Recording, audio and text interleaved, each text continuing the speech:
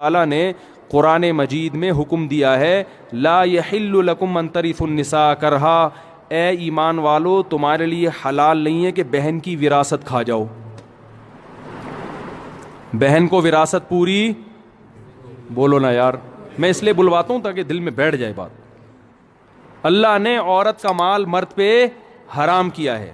میں نے کہا دیکھو باپ مر جائے تو بہن کا جتنا حصہ بنتا ہے اس کے حوالے کر دیا کرو، زمین میں، مکان میں، پلاٹ میں. وہ کہنے لگا یہ تو ڈیر مشکل دے ڈیر سخت قانون دے. پھر وہی ہمارے کہتے ہیں ہماری قوم میں ایسا. میں نے کہا پھر آپ جو وراثت کی کتاب ہے اپنی قوم کے حساب سے لکھو اور الگ قرآن بناؤ، جس میں قرآن میں تو یہ ہے نا یوصیکم اللہ فی اولادکم للذکر مثل حظ الانثیین. جو قرآن ہم لوگ پڑھتے ہیں نا، جو اسلام والا قرآن ہے جو مکہ میں نازل ہوا، اس میں اللہ نے لکھا ہے کہ اللہ تمہیں وصیت کرتا ہے. وصیت کہتے ہیں بہت اہمیت کے ساتھ تمہیں حکم دیتا ہے کہ بہن کو بھائی کی نسبت آدھا حصہ دو. یہ نہیں کہا کہ اس سے معاف کرا لو، کہ قرآن میں کہیں بھی نہیں لکھا ہوا کہ بہن سے معاف کرا لیا کرو تو ہو جائے گا معاف. قرآن نے کیا کہا ہے؟ جتنا تمہارا حصہ بنتا ہے اس کا آدھا کس کو دو؟ بہن کو دو، چاہے وہ مالدار ہو یا غریب ہو، چاہے اس کو ضرورت ہو یا نہ ہو، اس کو آدھا حصہ دو اس کا. تو میں نے کہا اب آپ ایک قرآن بنائیں اخپل حساب سے، اپنا فقہ بنائیں، جامع رشید میں پڑھنے کے بجائے اپنا ایک الگ مدرسہ بنائیں. اس میں بولیں ہماری قوم کے لحاظ سے ہم نے ایک نیا کچھ آیتوں میں کیا کیا ہے، تبدیلی کی. اس میں لکھو کہ اللہ تمہیں وصیت کرتا ہے کہ بہن کو بھائی کی نسبت آدھا حصہ دو، بشرطے کہ وہ بہن ہماری قوم سے اس کا تعلق نہ ہو. یہ آیتوں میں کیا کر دو؟ بولو بھائی، اضافہ. کیونکہ ہماری قوم میں یہ رواج نہیں ہے اور ہم اپنے رواج کے پیچھے چلتے ہیں. تو بھائی یہ بڑی برائیاں ہیں معاشرے کی. ہم نہ پورے انگریز ہیں نہ پورے مسلمان ہیں.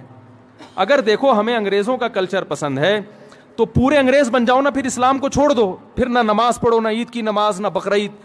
اور اگر مسلمان بنتے ہو تو صرف نماز میں مسلمان نہیں ہے میرے بھائی، اسلام مالی احکام میں بھی ہمیں کیا حکم دیتا ہے؟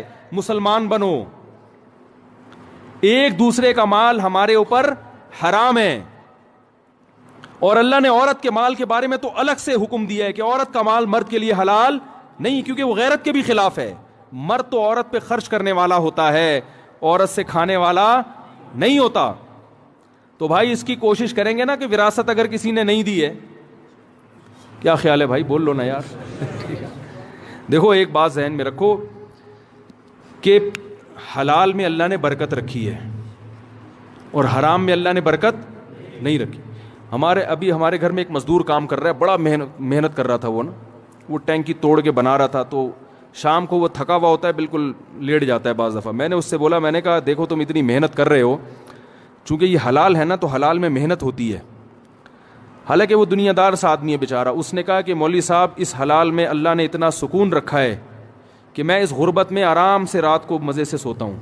اور کہہ رہے میں نے اپنے رشتہ داروں کو دیکھا ہے جو حرام کی طرف گئے ہیں، وہ رات کو سوتے نہیں ہیں. ان کی زندگیوں سے اللہ نے سکون چھین لیا ہے، سکون چھین لیا اللہ نے.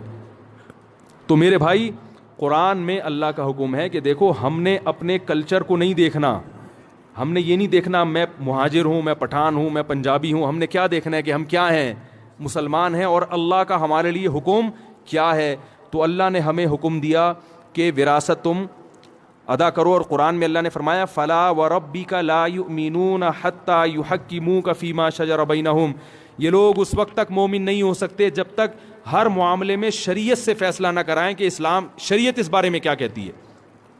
کاروبار میں بھی آپ نے کیا دیکھنا ہے، شریعت کیا کہتی ہے. یہ کاروبار حلال بھی ہے یا حرام ہے؟ تو یہ کس سے پوچھنا ہے؟ آپ نے علماء سے پوچھنا ہے. جائز ہے، ناجائز ہے، حلال ہے، حرام ہے، سودی لین دین تو نہیں ہے کہیں.